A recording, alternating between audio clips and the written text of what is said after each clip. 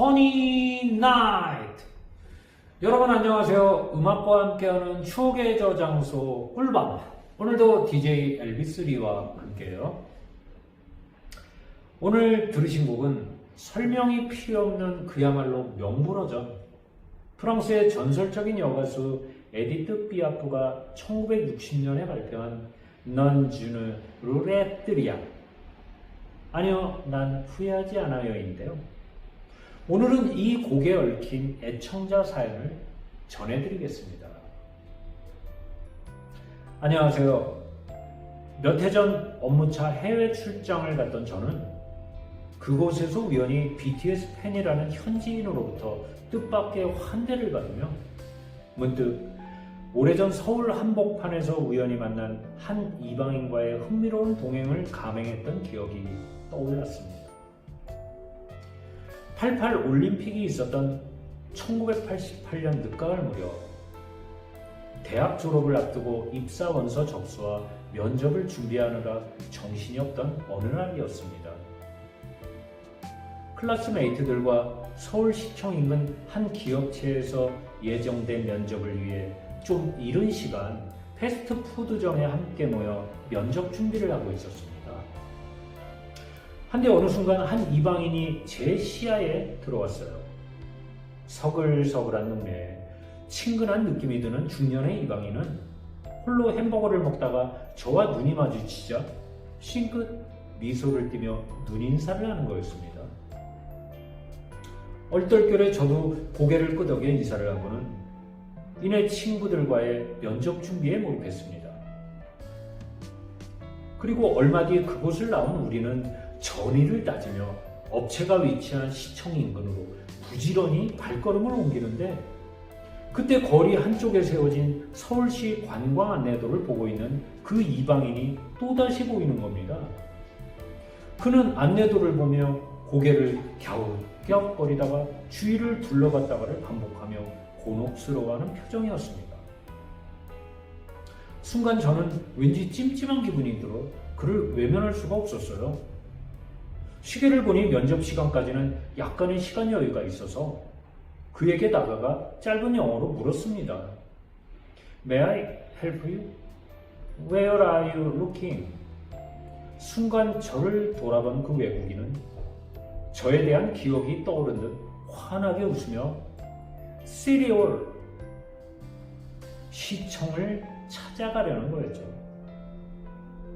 그래서 그에게 손짓 발짓을 섞어가며 시청으로 가는 길을 설명했지만 도무지 소통이 되지 않았습니다.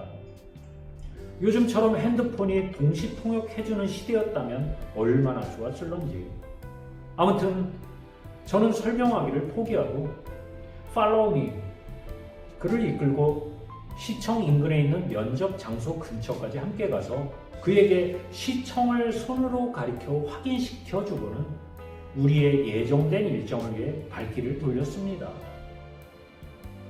그로부터 1시간여가 지났을 즈음 면접을 마친 우리 일행은 시청역 지하철 입구를 내려가던 중에 또다시 그를 만났습니다.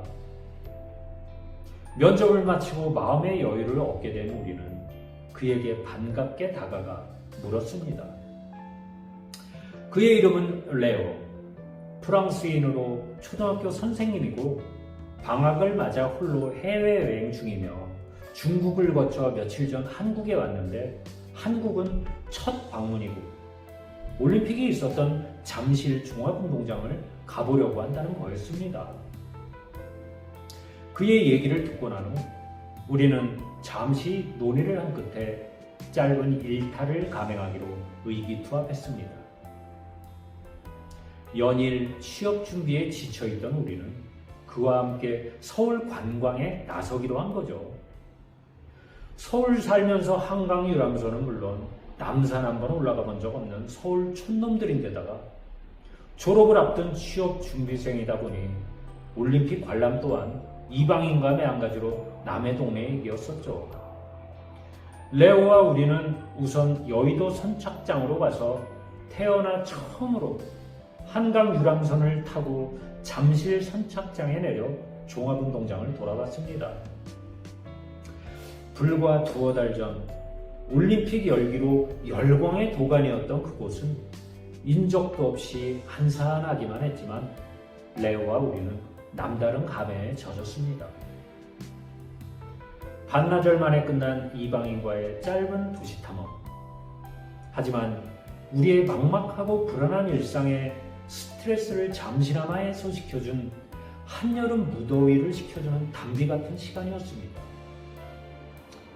그와의 동행 중에 유독 재밌었던 건 프랑스인 레오의 영어 수준이 뜻밖에도 우리와 큰 차이가 없어서 짧은 문장과 단어 나열 그리고 필담만으로도 유쾌한 대화가 끊임없이 이어졌다는 거였습니다. 그렇게 즐거운 오후 한때를 보낸 우리는 저녁 어스름이 찾아들자 그의 숙소가 있는 종로위가 YWCA로 그를 인도했습니다. 그리고 그에게 작별 인사를 전하는 순간 레오가 Let's eat dinner together, 함께 저녁을 먹자는 거였습니다. 순간 우리는 당황한 표정으로 서로를 봤습니다. 레오나 우리나 햄버거 하나로 이른 점심을 때우고 온종일 싸돌아다녔으니 허기가 질 법한 시간이긴 했지만 We have to go home. 마땅한 핑계가 없어 그저 집에 가야 한다는 변명으로 그의 제안을 정중히 거절했습니다. 사실 우리는 낮 한때 예정이 없던 일정을 보내느라 주머니를 털어 모은 돈을 이미 다 써버린 상황이었고 함께 외식을 한다는 건 불가능한 일이었습니다. 하지만 레오는 Follow me. 이번엔 그가 저의 옷소매를 잡아 끌며 막무가내로 근처 불고기집으로 우리를 데려가는 거였습니다. 그렇게 식당 안쪽에 자리를 잡고 메뉴판을 펼쳐든 레오. 종업원에게 불고기와 우리 숫자를 헤아리며 주문을 하던 걱정스러운 표정의 우리를 보며 미소 짓는 레오가 허리색을 열어보이며 똘똘 말아 고무줄로 동여맨 달러를 꺼내 보였습니다. 눈치로 봐선 그걸로 식사비를 내겠다는 거였죠. 얼추 헤아려 보니 모자라진 않겠지만 거의 바닥이 날 것 같았기에 우리는 서로를 보며 그냥 우린 비빔밥이나 된장찌개 같은 걸로 할까? 순간 레오는 웃음을 멈추고 진지한 표정으로 말했습니다. 불고기! 마치 우리끼리 한국말로 나눈 대화를 알아챈 듯 또렷한 발음으로 불고기를 말하는 레오는 우리에게 꼭 불고기를 사주고 싶다는 거였습니다. 다음날 일본으로 출국할 예정이라는 레오는 여권을 꺼내더니 한 장 한 장 펼쳐 보이는데 방문국가 숫자가 가히 3개일 줄 수준이더군요. 레오는 그동안 여행 다녔던 어느 나라에서도 우리 같은 젊은이들을 만난 적이 없다며 정말 고맙다고 말했습니다. 그리고 얼마 뒤 불고기 저녁상으로 만찬을 즐기던 중에 때마침 식당 안에 에디트 피아프의 음악이 흘러나오고 있었습니다. 저는 레오에게 에디트 피아프의 넌 주느 르그레트리앙을 좋아한다고 말하자 자기도 너무나 좋아하는 곡이라고 반색을 하는 거였습니다. 식사를 마치고 나온 우리는 비로소 그와 함께 악수와 포옹으로 아쉬운 작별의 인사를 나누며 서로 굿 럭을 외쳤습니다. 그로부터 1년여가 지난 어느 날 레오에게서 한 장의 엽서가 왔습니다. 니스해변의 아름다운 전경이 담긴 사진 엽서였는데 그 엽서에서 레오는 짤막한 안부 인사와 함께 혹시라도 언젠가 프랑스를 방문하게 되면 언제라도 꼭 자신에게 연락을 달라는 당부를 남겼습니다.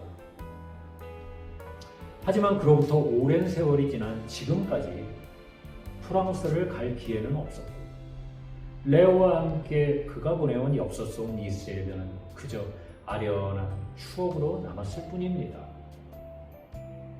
그리고 오랜 세월이 지난 지금도 에디트 피아프의 노래를 들을 때면 저는 언제나 레오와 함께했던 그날이 떠오르곤 합니다. 네, 낯선 이방인과 함께한 도시 탐험, 그리고 그가 보내온 니스의 변 사진 엽서. 저는 애청자분 사연을 읽다 보니까 영화 한 편이 떠오르는데요. 바로 팀 로빈스와 모건 프리먼이 출연했던 쇼생크 탈출. 영화 끝부분에서 그 팀 로빈스가 보내온 그 그림 엽서를 들고 그를 찾아 바닷가 해변에서 배를 다듬는 팀 로빈스를 만나는 모건 프리먼. 마치 애청자분과 니스 해변에서 레오가 만나는 그런 그림이 연상되는군요.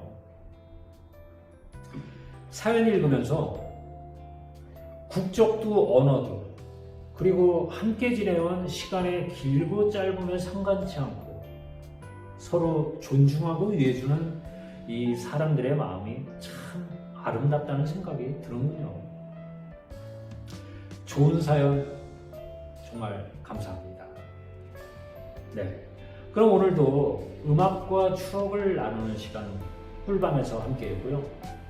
다음 시간에도 엘비스 리가 여러분의 소중한 추억 전해드릴게요. 그럼 오늘도 행복하고 달콤한 꿀밤 되세요.